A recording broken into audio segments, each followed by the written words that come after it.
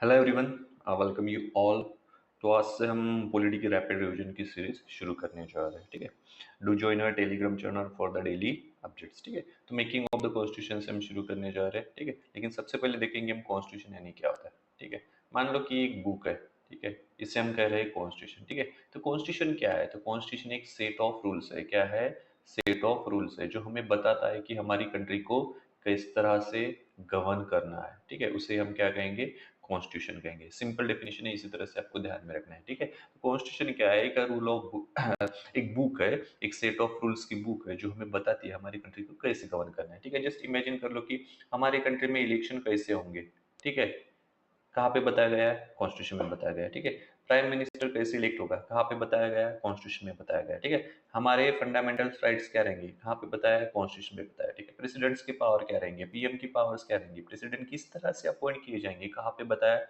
Constitution में बताया गया है। ठीक है, यहाँ तक जो हमारी कॉन्स्टिट्यूंट यूनिट्स है, जैसे स्टेट्स एंड यूनियन टेरिटरीज। ठीक है, इनके पावर्स क्या रहेंगे? ठीक है, ये किस तरह से गवर्न की जाएगी, ये भी कहाँ पे बताया गया है? ये भी हमारे कॉन्स्टिट्यूशन में बताया गया है। ठीक है, तो बेसिकली आप कह सकते हो कॉन्स्टिट्यूशन एक क्या है?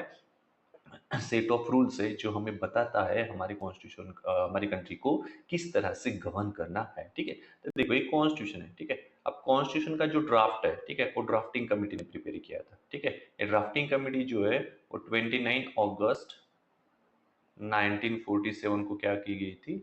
बनाई गई थी। ठीक है, अब इन्होंने ड्राफ्ट किया। ठीक है, लेकिन वो जो ड्राफ्ट था वो रॉ फॉर्म में था। ठीक है, अभी इस पे क्या करने वाले थे? डिस्कशंस वगैरह होने वाले थे। ठीक है, ये जो डिस्कशन होने वाले थे वो कॉन्स्टिट्यूंट असेंबली में होने वाले थे। कहाँ पे होने वाले थे? Constituent assembly. अब कॉन्स्टिट्यूंट असेंबली क्या थी? तो कॉन्स्टिट्यूंट असेंबली एक बॉडी थी। क्या थी? बॉडी थी। ठीक है, जहाँ पे हमारी सोसाइटी के वेरियस सेक्शंस के रिप्रेजेंटेटिव असेंबल होने वाले थे। क्या होने वाले थे? असेंबल होने वाले थे। किस लिए असेंबल होने वाले थे? ये जो ड्राफ्ट बनाया है हमारे ड्राफ्टिंग कमेटी ने, इसको डिस्कस करने के लिए। किस करने के लिए? इसको डिस्कस करने के लिए, इस पे डिबेट करने के लिए। ठीक है, ताकि डिबेट डिस्कशन होने के बाद ये जो कॉन्स्टिट्यूंट असेंबली है हमारी कॉन्स्टिट्यूशन को क्या कर पाए? एडॉप्ट कर पाए। क्या कर पाए? एडॉप्ट कर पाए। क्या कर पाए? एडॉप्ट कर पाए। ठीक है, समझ में आ रहा है? ठीक है, तो ये कॉन्स्टिट्यूशन है, कॉन्स्टिट्यूशन का ड्राफ्ट प्रिपेयर किया गया ड्राफ्टिंग कमेटी के द्वारा। इस ड्राफ्ट पे डिबेट्स और डिस्कशन कहाँ पे हुए? कॉन्स्टिट्यूंट असेंबली में हुए। कॉन्स्टिट्यूंट असेंबली क्या थी? कॉन्स्टिट्यूंट असेंबली क्या थी? एक बॉडी थी जहाँ पे हमारी सोसाइटी के वेरियस सेक्शंस के रिप्रेजेंटेटिव्स इकट्ठा आने वाले थे। जो भी ड्राफ्ट है उस पे डिबेट्स होने वाले थे, डिस्कशन होने वाले थे। वो होने के बाद हमारे कॉन्स्टिट्यूशन को एडॉप्ट करने वाले थे। ठीक है, तो बेसिकली इसी के बारे में हम जानेंगे अभी आने वाले फर्दर जैसे भी एडवांस करेंगे तो कॉन्स्टिट्यूंट असेंबली के बारे में जानेंगे और कुछ इंपॉर्टेंट डेट्स वगैरह भी हम जान के लेंगे। ठीक है, तो रैपिड रिवीजन है तो मैं थोड़ा खुद को कंस्ट्रेन कर रहा हूँ, जो भी इंपॉर्टेंट चीज़ है वो आपको यहाँ पे बताने की कोशिश करूंगा। ठीक है, चलो फिर देखो, फिर demand for a constituent assembly यानी कॉन्स्टिट्यूंट असेंबली फॉर्म करो। किस लिए भैया? इंडिया का कॉन्स्टिट्यूशन ड्राफ्ट करने के लिए। ठीक है, बनाने के लिए। ठीक है, ये जो डिमांड थी कब से उठ रही थी भैया? 1934 से। ठीक है, 1934 में सबसे पहले एम एन रॉय ने डिमांड की थी। ठीक है, यानी आइडिया प्रपोज की थी कि कॉन्स्टिट्यूंट असेंबली इंडिया के लिए क्या होनी चाहिए? फॉर्म होनी चाहिए। उसके बाद 1935 में इंडियन नेशनल कांग्रेस ने ऑफिशियली डिमांड की थी क्या? कि इंडिया की कॉन्स्टिट्यूंट असेंबली बननी चाहिए। किस लिए? कि इंडियन कॉन्स्टिट्यूशन का ड्राफ्ट प्रिपेयर करने के लिए या फिर एक ड्राफ्ट बनाने के लिए। ठीक है, उसके बाद देखो 1938 में जवाहरलाल नेहरू ने on the behalf of Indian national Congress demand की थी कि भैया कि इंडिया का कॉन्स्टिट्यूशन बनाने के लिए कॉन्स्टिट्यूंट असेंबली फॉर्म होनी चाहिए, लेकिन वो फॉर्म होनी चाहिए विदाउट आउटसाइड इंटरफेरेंस। ठीक है, और यूनिवर्सल एडल्ट फ्रेंचाइजी के बेस पे। अब विदाउट आउटसाइड इंटरफेरेंस का मतलब क्या होता है? विदाउट आउटसाइड इंटरफेरेंस यानी हम तो उस वक्त किसकी कॉलोनी थी? ब्रिटिशर्स की कॉलोनी थी। ठीक है, तो पंडित जवाहरलाल नेहरू का कहना था कि भैया इसमें ब्रिटिशर्स का कोई भी हस्तक्षेप नहीं होना चाहिए। ठीक है, जो भी कॉन्स्टिट्यूंट असेंबली रहेंगे सब इंडियंस रहेंगे और जो भी वो बनाएंगे वो इंडिया के लिए बनाएंगे। ठीक है, उसमें ब्रिटिशर्स का इन्फ्लुएंस नहीं चाहिए। और यूनिवर्सल एडल्ट फ्रेंचाइजी यानी भैया जो कॉन्स्टिट्यूंट असेंबली में लोग जाएंगे, ठीक है, वो यूनिवर्सल एडल्ट फ्रेंचाइजी के बेस पे चुने हुए होना, यानी सभी एडल्ट्स को क्या होने को होना? राइट टू वोट होना। ठीक है, यूनिवर्सल एडल्ट फ्रेंचाइजी यानी क्या होता है कि सभी एडल्ट्स को राइट टू वोट मिलना, इसे कहा जाता है यूनिवर्सल एडल्ट फ्रेंचाइजी। ठीक है, उसके बाद देखो ये जो ऑफर है 1940 में एक्सेप्ट की जाती है। ठीक है, इसलिए इसे अगस्त ऑफर कहा जाता है। अगस्त मंथ में एक्सेप्ट की गई थी, इसलिए इसे क्या कहा जाता है, ऐसे ऑगस्ट ऑफर कहा जाता है, ठीक है। हालांकि इसके पीछे वो वर्ल्ड वॉर सेकंड वाले भी क्या है, थोड़े प्रोविजंस है, वो आप हिस्ट्री में कवर कर लीजिएगा, ठीक है। उसके बाद देखो 1942 में क्रिप्स मिशन आया था, ठीक है। अब क्या होता है, 1939 में वर्ल्ड वॉर शुरू हुआ था और 1945 में खत्म हुआ था, वर्ल्ड वॉर टू की बात कर रहे हैं, ठीक है। तब जो ब्रिटेन के साथ वेरियस वर्ल्ड पावर थी, वो क्या कर रही थी, वो बेसिकली प्रेशराइज कर रही थी ब्रिटेन को कि आप किसी भी तरह से क्या करो, इंडिया का सपोर्ट इस वर्ल्ड वॉर टू में लाओ, ठीक है। लेकिन इंडियंस जो थे वो सपोर्ट करने के लिए तैयार नहीं थे। इंडियंस जो फ्रीडम फाइटर्स थे, ठीक है, जैसे जवाहरलाल नेहरू, महात्मा गांधी, सरदार वल्लभ भाई पटेल फॉर एग्जाम्पल, ठीक है, उनका कहना था कि पहले हमें आप प्रॉमिस करो कि भैया ये वर्ल्ड वॉर जैसे ही सेकंड हो जाएगा, डिफरेंट ओपिनियन थे, मैं आपको एक सीधे वे में बता रहा हूँ, ठीक है। जैसे ही वर्ल्ड वॉर खत्म हो जाएगा, सबसे पहले हमें इंडिपेंडेंस दो, ठीक है, अभी जारी करो, ठीक है, यानी ऐसी कुछ शर्तें रखी थी, कंडीशंस रखी थी, ठीक है। लेकिन वो ब्रिटेन मान नहीं रहा था, ठीक है। इसलिए ब्रिटेन का एक कैबिनेट का मेंबर आता है लंदन से इंडिया में 1942 में क्रिप्स मिशन, और कहता है कि हम क्या करेंगे, हम कॉन्स्टिट्यूंट असेंबली को बनाएंगे, ठीक है, लेकिन सेकंड वर्ल्ड वॉर होने के बाद, ठीक है। बेसिकली ये क्रिप्स मिशन जो था, ठीक है, क्रिप्स का जो प्रपोजल था, ये मुस्लिम लीग ने क्या कर दिया था, रिजेक्ट कर दिया था। क्या कर दिया था, मुस्लिम लीग ने इसको रिजेक्ट कर दिया था। क्यों रिजेक्ट कर दिया था भाई, मुस्लिम लीग चाहती थी कि इंडिया जो है बेसिकली टू ऑटोनॉमस यूनिट्स में बढ़ जाए, यानी इंडिया एंड पाकिस्तान, इनकी डिमांड थी कि भैया टू स्टेट्स बनाओ, ठीक है, और कॉन्स्टेंट असेंबली भी दो फॉर्म होनी चाहिए, ठीक है। ये इनकी डिमांड थी, इसलिए मुस्लिम लीग ने जो क्रिप्स मिशन था उसको क्या कर दिया था, रिजेक्ट कर दिया था, ठीक है। उसके बाद कैबिनेट मिशन आता है 1946 में, ठीक है। अब कैबिनेट मिशन आता है तो इसके सबसे पहले मेंबर्स कौन थे, वो जान के लो, बहुत इंपॉर्टेंट है, एग्जाम में डायरेक्टली क्वेश्चन आ सकता है, ठीक है। इसके मेंबर्स थे लॉर्ड पैट्रिक लॉरेंस, क्या थे, लॉर्ड पैट्रिक लॉरेंस, ठीक है।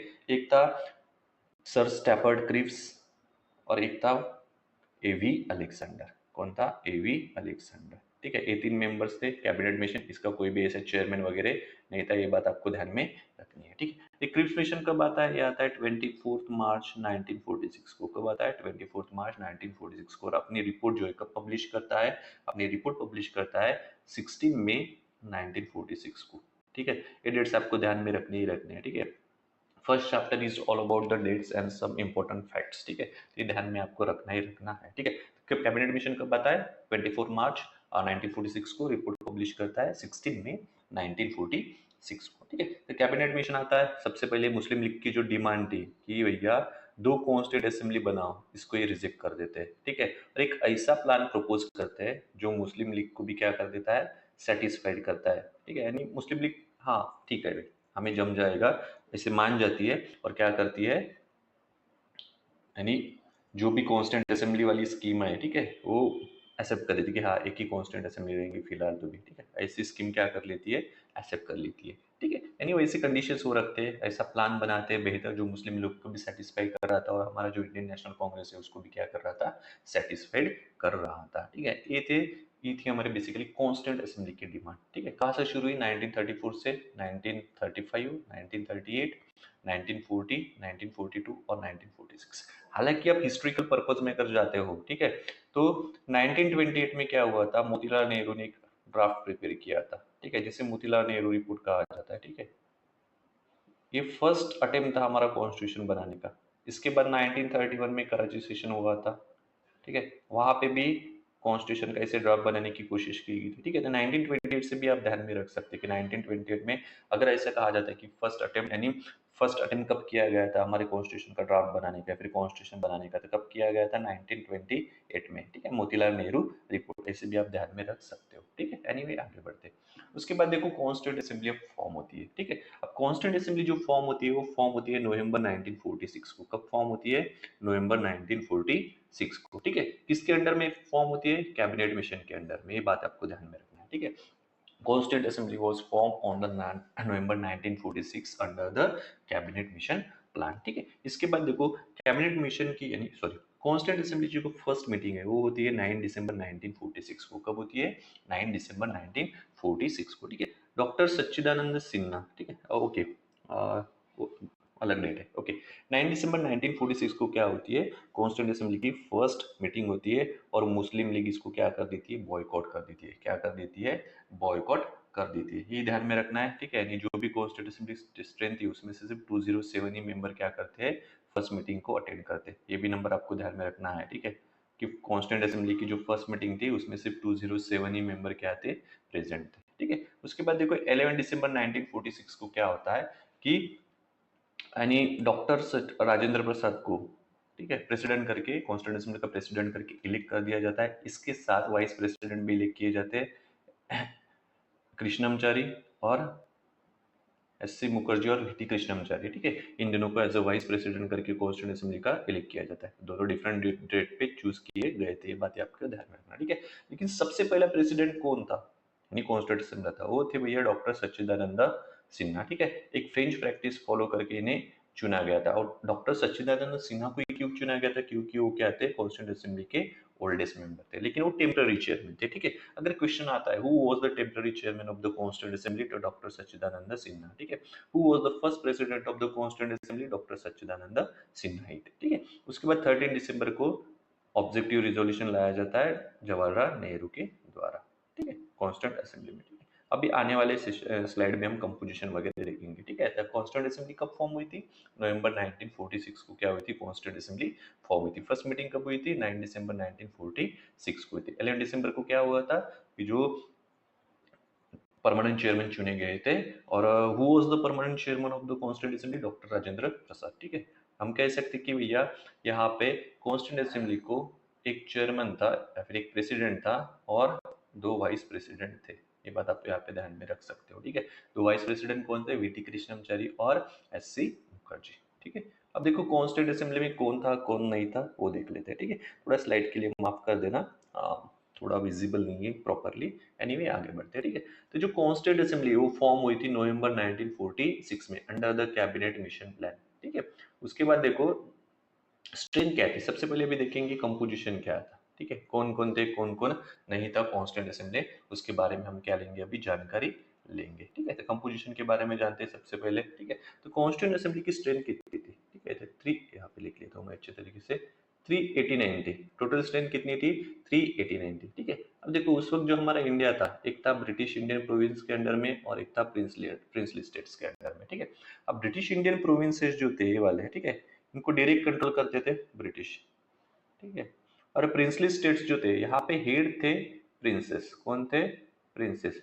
लेकिन ये क्या, ब्रिटिशर्स इनको इनडायरेक्टली रूल करते थे, ठीक है। इन्होंने प्रिंसेस को इसलिए बिठाया था ताकि जो आम जनता है वो प्रिंसेस के प्रति बहुत वफादार रहती थी, ठीक है, और आम जनता का जो गुस्सा है वो ब्रिटिशर्स पे ना फूटे, इसलिए उन्हें नाम के लिए सिर्फ प्रिंस को यहाँ पे बिठा के रख दिया था, ठीक है। यानी इंटरनल मैटर्स ये हैंडल करते थे प्रिंसेस, और जो भी एक्सटर्नल मैटर्स है ब्रिटिशर्स हैंडल करते थे, ठीक है। तब इनके दरमियान क्या हुई थी, सीटों का बंटवारा हुआ था कॉन्स्टिट्यूंट असेंबली में, ठीक है। तो टोटल स्ट्रेंथ कितनी थी, 389 थी, कितनी थी, 389, ठीक है। अब 389 में से ब्रिटिश इंडियन प्रोविंसेस को मिले 296 सीट्स, कितने मिले, 296 सीट्स, और प्रिंसली स्टेट्स को कितने मिले, 93, कितने मिले, 93। ये बात आपको यहाँ पे ध्यान में रखना है, कंपोजिशन बहुत ही इंपॉर्टेंट है, ठीक है। उसके बाद देखो जो ब्रिटिश इंडियन प्रोविंसेस थे इनमें से जो 296 थे उनमें से 292 सीट्स जो है, ठीक है, ठीक है, वो 11 गवर्नर्स प्रोविंसेस में थे आने वाली थी, ठीक है, सॉरी, हाँ, ब्रिटिश इंडिया में से जो 292 मेंबर्स थे वो 11 गवर्नर्स के प्रोविंसेस से आने वाले थे, और यहाँ पे जो 4 सीट्स थी, ठीक है, चीफ कमिश्नर्स प्रोविंसेस से आने वाले थे। कहाँ से आने वाले थे, चीफ कमिश्नर्स प्रोविंस, ठीक है। अब चीफ कमिश्नर प्रोविंसेस यानी क्या आता है, आज की यूनियन टेरिटरीज आप कंसिडर कर सकते हो, ठीक है। तो 296 में से 292 11 गवर्नर्स प्रोविंस में से आने वाले थे, और 4 जो सीट्स थे वो चीफ कमिश्नर्स प्रोविंसेस में थे, आने वाले थे, ठीक है। उसके बाद देखो कंपोजिशन था, आई थिंक आपको यहाँ पे समझ में आ गया हो गया कि कितनी सीट्स थे, कैसा बंटवारा हुआ था। उसके बाद देखो हम कह सकते हैं कि जो 4 सीट्स थी बेसिकली, ठीक है, यानी मान लो कि जो सीट्स आने वाली थी, ठीक है, ये जो ब्रिटिश इंडियन की प्रोविंसेस की जो सीट्स थी, ठीक है, वो कहाँ से आने वाली थी, यानी 3 मेन कम्युनिटीज थी, कौन सी थी, मुस्लिम, सिक्स एंड जनरल, ये 3 मेन कम्युनिटी से ये सीट्स आने वाली थी। उसके बाद देखो कंपोजिशन में जाते हैं कि यहाँ पे अभी सोसाइटी के कौन कौन लगते हैं, तो यह सभी लोग थे, ठीक है, यानी सोसाइटी का हर एक सेक्शन यहाँ पे इंक्लूड था, जैसे कि हिंदूज थे, मुस्लिम्स थे, सिख्स भी थे, पारसीज थे, एंग्लो इंडियंस थे, इंडियन क्रिश्चियन थे, शेड्यूल कास्ट थे, शेड्यूल ट्राइब्स थे, यानी पूरा सेक्शंस के जो रिप्रेजेंटेटिव थे वो कॉन्स्टिट्यूंट असेंबली में कंटेन करते थे, यानी कॉम्प्राइज करते थे, ठीक है। इसके अलावा women from all the sections, यानी इसके अलावा वुमेन्स भी क्या थी कॉन्स्टिट्यूंट असेंबली में पार्टिसिपेशन था। ऐसा क्वेश्चन आ सकता है क्या वुमेन्स ने कॉन्स्टिट्यूंट असेंबली में अपना कंट्रीब्यूशन दिया था फिर पार्टिसिपेट किया था? जी हाँ किया था। ठीक है, करीब करीब आई थिंक 15 वुमेन्स वहां पे थे। ठीक है, आप लक्ष्मीकांत में कौन से 15 वुमेन्स है उनके नाम पढ़ सकते हो। ठीक है, उसके बाद देखो सीट्स का अलोकेशन कैसे हुआ था। ठीक है, अब जो सीट्स का अलोकेशन हुआ था ना वो किसके बेसिस पे हुआ था? पॉपुलेशन के बेसिस पे। किसके बेसिस पे हुआ था? पॉपुलेशन के बेसिस पे सीट्स का अलोकेशन हुआ था। मान लो 10 लाख लोगों के लिए एक सीट डिस्ट्रीब्यूट हुई थी।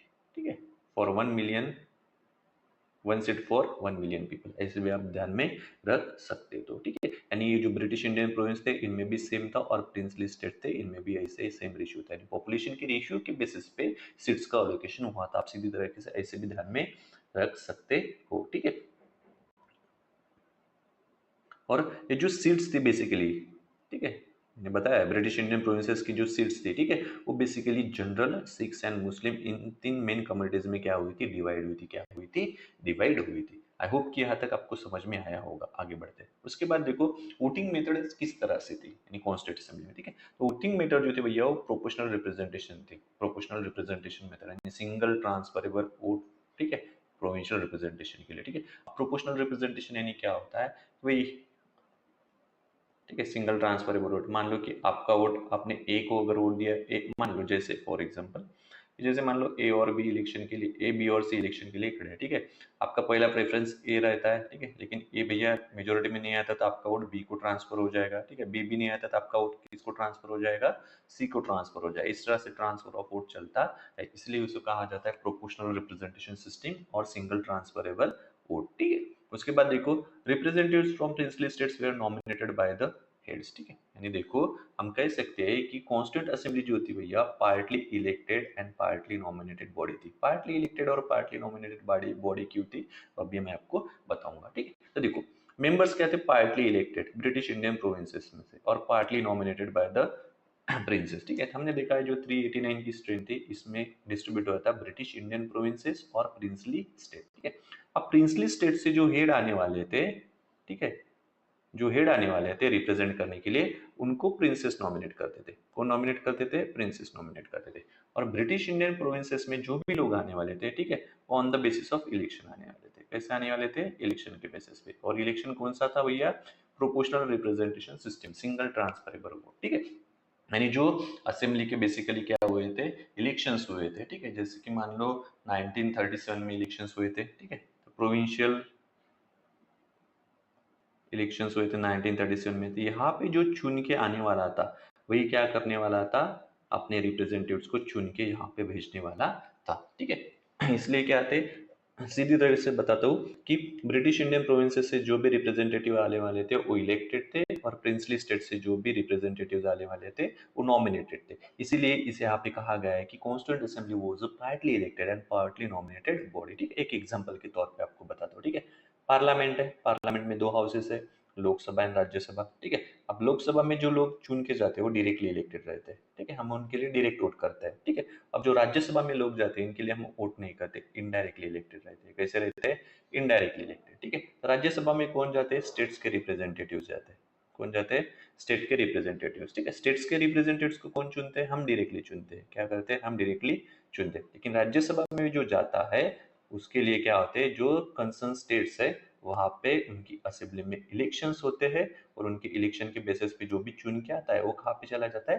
राज्यसभा में चला जाता है। सेम यहाँ पे ब्रिटिश इंडियन प्रोविंसेस के बारे में भी ऐसा था। ठीक है, इसलिए यहाँ पे कहा गया है कि पार्टली इलेक्टेड एंड नॉमिनेटेड क्यों गया? क्योंकि प्रिंसली स्टेट्स क्या, सॉरी, जो प्रिंसली स्टेट्स के हेड थे, ठीक है, वो क्या करने करते थे? अपने रिप्रेजेंटेटिव्स को नॉमिनेट करते थे इसके लिए, कॉन्स्टिट्यूंट असेंबली में जाने के लिए। ठीक है, इसलिए यहाँ पे कहा गया है कि constituent assembly was a partly elected and partly nominated body. ठीक है, इसके अलावा देखो भैया महात्मा गांधी का पार्टिसिपेशन आपको कॉन्स्टिट्यूंट असेंबली में नहीं मिलेगा। ठीक है, और एक एडिशनल चीज, मोहम्मद अली जिन्ना का भी पार्टिसिपेशन आपको कॉन्स्टिट्यूंट असेंबली में नहीं देखने के लिए मिलेगा। यानी कॉन्स्टिट्यूंट, ऐसा अगर क्वेश्चन आता है कि कॉन्स्टिट्यूंट असेंबली महात्मा गांधी थे क्या? नहीं थे। मोहम्मद अली जिन्ना थे क्या? नहीं भैया, इन्होंने पार्टिसिपेट ही नहीं किया था। इसके अलावा जो 93 सीट्स थे, ठीक है, 93 सीट्स किसको अलॉट हुए थे? प्रिंसली स्टेट्स को। ठीक है, इन्होंने भी भैया बहुत देर तक अपनी सीट्स कॉन्स्टिट्यूंट असेंबली में ली ही नहीं। ली थी क्या? नहीं ली थी। ठीक है, समझ में आ रहा है? इसलिए यहाँ पे कहा गया है कि यानी बहुत से लोग अब्सेंट थे। तो जो फर्स्ट मीटिंग हुई थी कॉन्स्टिट्यूंट असेंबली की, कब हुई थी फर्स्ट मीटिंग? 9 दिसंबर 1946 को, ठीक है। इसको सिर्फ 207 लोगों ने क्या किया था, अटेंड किया था। समझ में आ गया है, ठीक है। और वैसे भी यहाँ पे देखो, यहाँ पे जो लोग आने वाले थे ना, यानी पार्टली इलेक्टेड, ठीक है, जो 1937 में प्रोविंशियल इलेक्शंस हुए थे, ठीक है, उसके बेसिस पे ये आने वाले थे, ठीक है। लेकिन ये जो 1937 के इलेक्शन हुए थे ना, ये भी फुल्ली डेमोक्रेटिक नहीं थे। फुल्ली डेमोक्रेटिक अब क्यों नहीं थे? क्योंकि गवर्नमेंट ऑफ इंडिया एक्ट जो आया था 1935 में, इन्होंने क्या किया, इस एक्ट ने क्या किया था, जो वोटिंग राइट्स है, ठीक है, वो सिर्फ फ्यू पीपल्स को दिए थे, ठीक है, फ्यू पीपल्स को। तो फ्यू पीपल्स यानी भैया, जैसे कि जो टैक्स भर रहे हैं, जिनके पास प्रॉपर्टी है, जो एजुकेटेड है, उनको ही क्या थे, वोटिंग राइट्स थे। तो हम नहीं कह सकते कि 1937 के जो इलेक्शंस हुए थे वो फुल्ली डेमोक्रेटिक नहीं थे बेसिकली, ठीक है। यहाँ पे वो भी एक क्वेश्चन आप कंसिडर कर सकते हो, कर सकते हो, यानी आप कह सकते हो कि कॉन्स्टिट्यूंट असेंबली जो है वो यूनिवर्सल एडल्ट फ्रेंचाइजी के बेस पे चुनी नहीं गई थी, ठीक है। ऐसा अगर क्वेश्चन आता है तो चुनी गई थी क्या, नहीं चुनी गई थी। इसका रीजन क्या है, 1937 के इलेक्शंस और गवर्नमेंट ऑफ इंडिया एक्ट 1935 से आप कनेक्ट कर लो, ठीक है, तो आपको समझ में आ जाएगा, ठीक है। चलो, आई होप कि यहाँ तक आपको समझ में आया है। अभी हम आगे बढ़ते हैं, ठीक है। उसके बाद थोड़े बहुत की फैक्ट्स यहाँ पे दिए हैं, ठीक है। कॉन्स्टिट्यूंट असेंबली के कितने सेशंस हुए थे, कंप्लीट 11 सेशंस हुए थे, जो चले थे 2 years 11 मंथ एंड 18 days, ठीक है। अब ये पढ़ के आपको अच्छे से ध्यान में रखना है, बार बार पढ़ो, बार बार पढ़ने के बाद क्या हो जाएगा, आपके ध्यान में अपने आप आने लगेगा। टोटल एक्सपेंडिचर 64 लाख, क्या हुआ था, 64 लाख, यानी बहुत सारी कंट्रीज क्या की थी, हमारे कॉन्स्टिट्यूशनल मेकर्स जो थे, ठीक है, बहुत सारी कंट्रीज घूमे थे, ठीक है, आपको समझ में आ जाएगा। उसके अलावा सिंबल एलिफेंट क्या था, हमारे कॉन्स्टिट्यूंट असेंबली का सील था, ये भी ध्यान में रखना है, डायरेक्टली वन लाइनर क्वेश्चन आने की चांसेस बनते हैं, ठीक है। तो क्या फैक्ट ध्यान में रखोगे यहाँ पे कि टोटल सेशंस 11 जो चले थे 2 years 11 month and 18 days, total expenditure 64 lakh, और एलिफेंट क्या था, seal of the constituent assembly. उसके बाद देखो ऑब्जेक्टिव रिजोल्यूशन, हमें क्या देखना है, एक सेकंड, ठीक है, एनीवे ऑब्जेक्टिव रिजोल्यूशन, ठीक है। अब ये ऑब्जेक्टिव रिजोल्यूशन है, ठीक है, ये 13 दिसंबर 1946 को जवाहरलाल नेहरू ने कॉन्स्टिट्यूंट असेंबली में प्रेजेंट किया था। ये बात आपको ध्यान में रखनी है, ठीक है। अभी ऑब्जेक्टिव रिजोल्यूशन क्या आता है, उसमें क्या दिया था, बेसिकली यहाँ पे ऑब्जेक्टिव रिजोल्यूशन में यानी कॉन्स्टिट्यूशन स्ट्रक्चर जो है उसके फंडामेंटल्स एंड फिलोसफी के बारे में इंफॉर्मेशन देती है कि किस फंडामेंटल के बेसिस पे हमारा कॉन्स्टिट्यूशन फॉर्म होगा, यानी क्या बेस रहेगा हमारे कॉन्स्टिट्यूशन का, ठीक है, और हमारे कॉन्स्टिट्यूशन की फिलोसफी क्या रहेंगी, ठीक है, वो भी आपको ऑब्जेक्टिव रिजोल्यूशन में देखने के लिए मिलता है, ठीक है। ऑब्जेक्टिव रिजोल्यूशन कब आया था, 13 दिसंबर 1946 को आया था। किसने लाया था भैया, जवाहरलाल नेहरू ने लाया था, ठीक है। ऑब्जेक्टिव रिजोल्यूशन क्या एक्सप्रेस करता है कि fundamentals and philosophy of the constitutional structure, ठीक है। तो क्या दिया गया था, यहाँ पे डिक्लेयर कर दिया गया था कि इंडिया क्या रहेगा, इंडिपेंडेंट रहेगा, सोवरियन रहेगा और रिपब्लिक रहेगा, ठीक है। तो इंडिपेंडेंट का मतलब पता है आपको, सोवरियन का बताता हूँ। सोवरियन यानी क्या होता है, मान लो कि आपके ऊपर कोई भी अथॉरिटी नहीं है, यानी आप इंटरनल एज वेल आपके एक्सटर्नल मैटर खुद ही डिसाइड कर पाओगे। जैसे कि मान लो इंडिया है, ठीक है, अभी ये क्या है, इंडिया है, ठीक है। इंडिया इंटरनल मैटर खुद के खुद देखता है, जी हाँ देखता है, ठीक है। इंडिया अपनी फॉरेन पॉलिसी कैसे मैनेज करेगा, ये भी खुद देखता है, जी हाँ खुद देखता है। क्या अमेरिका इंडिया को बताता है कि आप अपनी फॉरेन पॉलिसी ऐसे कंडक्ट करो, नहीं बताता है, ठीक है। इसलिए हमें क्या है, हम सोवरियन है, क्या है, हम सोवरियन, यानी हम भैया हमारे इंटरनल और एक्सटर्नल मैटर में कोई इंटरफेयर नहीं करेगा, हमें जिस तरह से चाहिए उस तरह से हम क्या करेंगे, काम करेंगे, ठीक है। उसके बाद रिपब्लिक, रिपब्लिक का मीनिंग होता है हमारे इंडियन कंटेक्स में, जो हमारा हेड ऑफ द स्टेट है वो क्या है, इलेक्टेड है, क्या है, इलेक्टेड है, ठीक है। और हमारा हेड ऑफ द स्टेट कौन है, प्रेसिडेंट है, ठीक है। ये बात आप यहाँ पे ध्यान में रखना है, ठीक है। इसके अलावा उन्होंने बताया कि जो यूनियन ऑफ टेरिटरीज बनने जा रहा है इंडिया, इसमें कौन कौन आ सकता है, इसमें कौन आएगा कि ब्रिटिश इंडिया के जो ऑलरेडी प्रोविंसेस है वो आ जाएंगे। इसके अलावा जो इंडियन स्टेट्स ऑलरेडी एग्जिस्ट करते हैं वो भी आ जाएंगे, ठीक है। और इसके अलावा जो बाहर की टेरिटरीज है लेकिन इंडियन यूनियन में आना चाहते हैं, उनको भी हम क्या कर लेंगे, अपने इसमें शामिल कर लेंगे, अगर वो आना चाहती है तो, ठीक है। अब आ तो रहे हैं भैया, लेकिन इनको क्या मिलेगा, इनको क्या मिलेगा, इनको ऑटोनॉमी मिलेंगी, क्या मिलेंगे, इनको ऑटोनॉमी मिलेंगी। इसके अलावा इनको एक स्टेटस मिलेगा, ऑटोनॉमस यूनिट्स करके क्या मिलेगा, स्टेटस मिलेगा, ठीक है। और इनको बहुत ज्यादा क्या मिलेंगे, रेसिडुअल जो पावर्स रहते हैं बेसिकली गवर्न करने के लिए वो भी दे दिए जाएंगे। लेकिन इनको वो पावर नहीं मिलेंगे जो यूनियन को असाइन किए गए हैं। ऐसे पावर जो यूनियन के लिए रहेंगे वो पावर्स आपको ये जो कॉन्स्टिट्यूंट यूनिट्स है इनको नहीं मिलेंगे। ठीक है, इसके अलावा पावर कहाँ से डिराइव होगी? ठीक है, तो पावर भी अब पीपल से डिराइव होगी। कहाँ से डिराइव होगी? पीपल से डिराइव होगी, यानी पीपल्स की अथॉरिटी रहेगी। ठीक है, यानी सभी कहाँ किस बेस पे चुने जाएंगे, उनको कौन चुनेंगे? पीपल। यानी अल्टीमेट पावर क्या किसके हाथ में रहेगी, रिटेन करेंगे पीपल के हाथ में। पीपल डिसाइड करेंगे। ठीक है, कि क्या हमारी कंट्री को कैसे गवर्न करना है, हमारा लीडर कौन होना चाहिए, कैसे होना चाहिए, सभी कौन डिसाइड करेगा? ये पीपल डिसाइड करेगा। प्रीएम्बल में दिया हुआ है ना, we the people of India having solemnly resolve to constitute. ठीक है, यानी क्या कि जो पावर है, ठीक है, वो कहाँ से डिराइव होती है? पीपल से डिराइव होती है। कहाँ से डिराइव होती है? पीपल से डिराइव होती है। ठीक है, इसके अलावा भैया सबको जस्टिस मिलेगा, इक्वेलिटी मिलेंगी। ठीक है, इसके अलावा social, economic and political justice भी मिलेगा। सोशल हम पढ़ेंगे, सोशल जस्टिस यानी क्या होता है, इकोनॉमिक जस्टिस यानी क्या होता है, और पॉलिटिकल जस्टिस यानी क्या होता है। ठीक है, तो सोशल जस्टिस यानी भाई सभी को सोशल स्फीयर में क्या मिलना चाहिए? इक्वल रहनी चाहिए, सोशली सब इक्वल रहेंगे। इकोनॉमिक जस्टिस भाई इकोनॉमिक स्फीयर में सभी इक्वल रहेंगे। और पॉलिटिकल जस्टिस यानी आर्टिकल 325 ना आर्टिकल 326 आने वाले चैप्टर्स में हमको यहाँ अच्छे से कवर करेंगे। ठीक है, इसके बाद इक्वलिटी ऑफ अपॉर्चुनिटी मिलेगी सभी को। ठीक है, फ्रीडम ऑफ थॉट मिलेगा, जो बनना है बात करना है कर सकते हो। ठीक है, एक्सप्रेशन मिलेगा, भाई खुद को एक्सप्रेस कर सकते हो आप न्यूज़पेपर के फॉर्म में, लिखित फॉर्म में, ऑडियो विजुअल फॉर्म में। ठीक है, जो भी एक्शंस आप लेना चाहते हो ले सकते हो। ठीक है, आने वाले लेक्चर्स में बहुत अच्छे से हो जाएगा। ठीक है, और इसके अलावा जो माइनॉरिटीज है उनके लिए भी क्या करेंगे, हम कुछ सेफगार्ड्स प्रोवाइड करेंगे। जो बैकवर्ड क्लास है उनको प्रोटेक्ट करेंगे। ठीक है, उनके लिए सेफगार्ड्स देंगे ताकि वो भी अपनी क्या कर पाए, तरक्की कर पाए। ठीक है, आपको यहाँ पे एक समझने की बात है। ठीक है, अब यहाँ पे माइनॉरिटी सेफगार्ड्स स्पेशली मेंशन क्यों गया है कि यहाँ पे हिस्टोरिकल फैक्ट्स आपको ध्यान में रखने हैं कि माइनॉरिटी के साथ क्या हुआ है, किस तरह से माइनॉरिटी सप्रेस की गई। ठीक है, एंशियंट इंडिया से लेके आपको मॉडर्न सोसाइटी तक ये सभी ध्यान में रखना है कि हाँ भैया ऐसे क्या होती है, एट्रोसिटीज हुई थी इनके अगेंस्ट में, ऐसे होते इनको कुछ था नहीं। जैसे शेड्यूल कास्ट के लोग थे उनको क्या था भैया, गांव में एंटर नहीं होते थे वो। ठीक है, विलेज के किसी कॉर्नर पे रहा करते थे। ठीक है, जैसे मान लो कि भैया हाँ, और भी ऐसे कुछ काम थे जो उनके द्वारा किए जाते थे। ठीक है, ये जो ह्यूमन के लिए नहीं करने चाहिए थे वो भी काम। ठीक है, इनको एजुकेशन के लिए भी परमिशन नहीं थी, वो ऐसा नहीं था वैसा नहीं था। ठीक है, तो ये आप यहाँ पे कंसिडर कर सकते हो। ठीक है, उसके बाद टेरिटोरियल इंटीग्रिटी, यानी हम टेरिटोरियल इंटीग्रिटी के लिए क्या करेंगे, पूरा यानी अटेम्प्ट करेंगे। ठीक है, इसके अलावा भैया हमारे सोवरियन राइट्स लेंगे। ठीक है, लैंड पे भी रहेंगे, सी पे भी रहेंगे और एयर पे रहेंगे। और वो जो सोवरियन राइट्स है वो क्या करेंगे, हम मेंटेन करेंगे। ठीक है, इसके लिए हम क्या करेंगे, ग्लोबल कंट्रीब्यूशन करेंगे। किसके लिए? पीस के लिए। किसके लिए? पीस एंड वेलफेयर के लिए। ठीक है, तो ये था ऑब्जेक्टिव रिजोल्यूशन। इस तरह से पढ़ के भी ध्यान में रख सकते हो। ठीक है, चलो फिर आगे बढ़ते हैं अभी। उसके बाद देखो ऑब्जेक्टिव रिजोल्यूशन के बारे में फिर आता है इंडिया इंडिपेंडेंस एक्ट 1947। ये एक्ट आता है भैया, और क्या हो जाता है, पाकिस्तान और इंडिया अलग अलग हो जाता है। क्या हो जाता है? अलग अलग हो जाता है। लेकिन ये जो एक्ट है कुछ चेंजेस करता है। क्या चेंजेस करता है वो देखते हैं। ठीक है, तो जो कॉन्स्टिट्यूंट असेंबली है, ये एक्ट आता है और कॉन्स्टिट्यूंट असेंबली को क्या बना देता है, फुल्ली सोवरियन बॉडी बना देता है। क्या बना देता है? Fully sovereign body. ठीक है, फुल्ली सोवरियन बॉडी यानी अब कॉन्स्टिट्यूंट असेंबली जो चाहे वो लॉ इंडिया के लिए बना सकती है।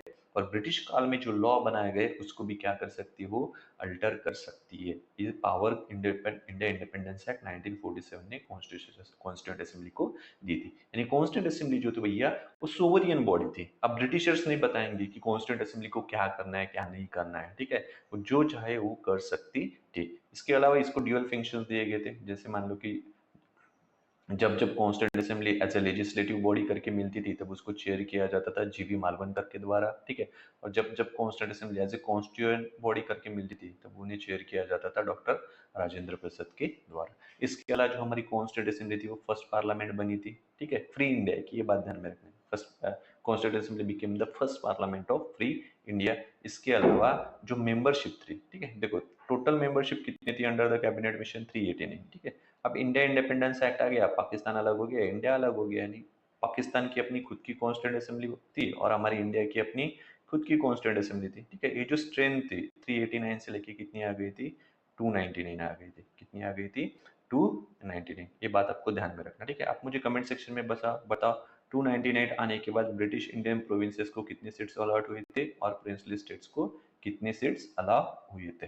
ठीक है, ये आप मुझे कमेंट सेक्शन में बताओ। ठीक है, यहाँ पे समझ में आया इंडियन इंडिपेंडेंस एक्ट ने क्या किया था, सोवरियन बॉडी बन गई सबसे पहले, फर्स्ट पार्लियामेंट बन गई, ठीक है, मेंबरशिप वैसे रिड्यूस हो गई, ठीक है। इसके लिए ड्यूअल फंक्शंस क्या थे, जब भी लेजिस्लेटिव बॉडी करके मिलती थी चेयर किया जाता था जीवी मालवनकर के द्वारा, और कांस्टेंट बॉडी करके मिट करती थी तब चेयर किया जाता था डॉक्टर राजेंद्र प्रसाद के द्वारा, ठीक है। इसके बाद देखो की पर्सनल, ये आपको ध्यान में रखने ही रखने हैं, कुछ भी हो जाओ, रोज लिखो, कैसे भी करो, लेकिन आप इसको ध्यान में रखो ही रखो। ये अगर ध्यान में नहीं रखते हो तो भैया आपका इम्पोर्टेंट मार्क्स जाने की मार्क्स जा सकते हैं आपको, ठीक है, तो थोड़ा कंसिडर करो यहाँ पे, ठीक है।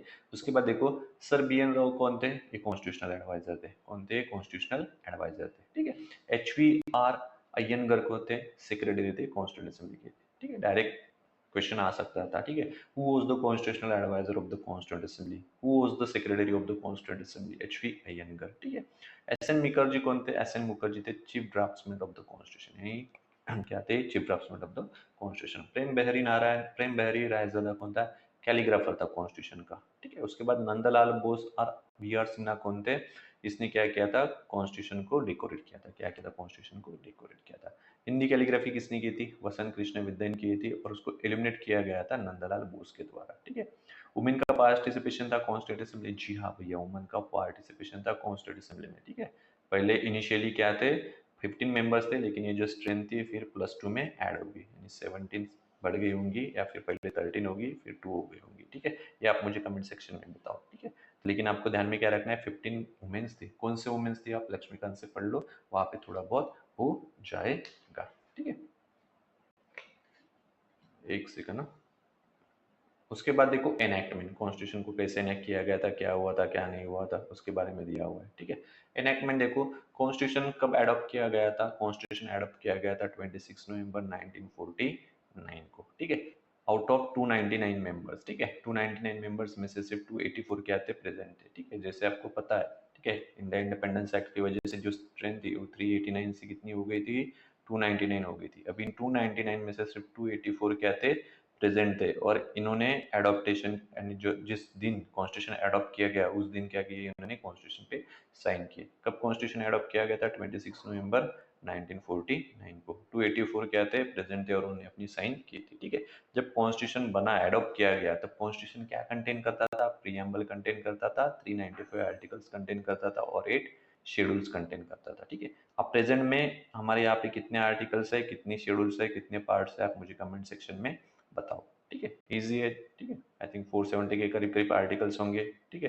पार्ट्स कितने हैं, 12 पार्ट्स है। शेड्यूल्स कितने हैं भैया, 22 शेड्यूल्स है या 25 है, ये आप मुझे बताओ, ठीक है।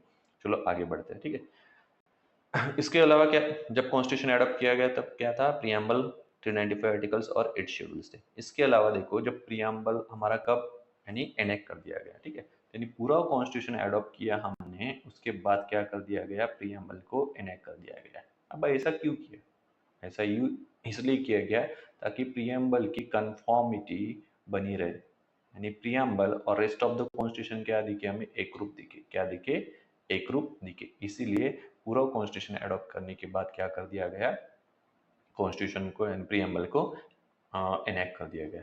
इसके बाद देखो एनफोर्समेंट, एनफोर्समेंट अभी एडॉप्ट कब किया, 26 नवंबर 1949 को, लेकिन चलन में कब आया, 26 जनवरी 1950 को। कब आया, 26 जनवरी 1950 को। और 26 जनवरी को ही हम क्या सेलिब्रेट करते हैं, रिपब्लिक डे सेलिब्रेट करते हैं 26 जनवरी को, ठीक है। अब 26 जनवरी यही डेट क्यों चूज की गई, क्योंकि भैया क्या हुआ था, 26 जनवरी 1930 को पूर्ण स्वराज्य डे क्या कर दिया गया था, सेलिब्रेट कर दिया गया था, इसलिए हमने 26 जनवरी ये डेट ली है, ठीक है। हिस्टोरिकल इंपॉर्टेंस है, ध्यान में रखना, ठीक है, यहाँ पे दिया हुआ है, ठीक है, इंडियन नेशनल कांग्रेस के द्वारा, ठीक है, लाहौर सेशन में, ठीक है। उसके बाद देखो अदर जैसे कॉन्स्टिट्यूशन शुरू हो जाता है तो इंडिया इंडिपेंडेंस एक्ट खत्म हो जाता है, गवर्नमेंट ऑफ इंडिया एक्ट क्या हो जाता है भैया, बंद हो जाते हैं, रिपील्ड हो जाते हैं। लेकिन abolition of private council jurisdictions act 1914 ये कंटिन्यू रहता है, ये क्या रहता है, कंटिन्यू रहता है, ठीक है। ये बात आपको यहाँ पे ध्यान में रखो, ठीक है। तो ये था हमारा first lecture, making of the constitution. I hope कि मैंने आपको अच्छे से पढ़ा दिया होगा, ठीक है। अब Hindi text of the constitution बचा हुआ है, ठीक है, वो हम नेक्स्ट लेक्चर में क्या कर लेंगे, कवर कर लेंगे, ठीक है। चलो फिर see you soon, have a good day.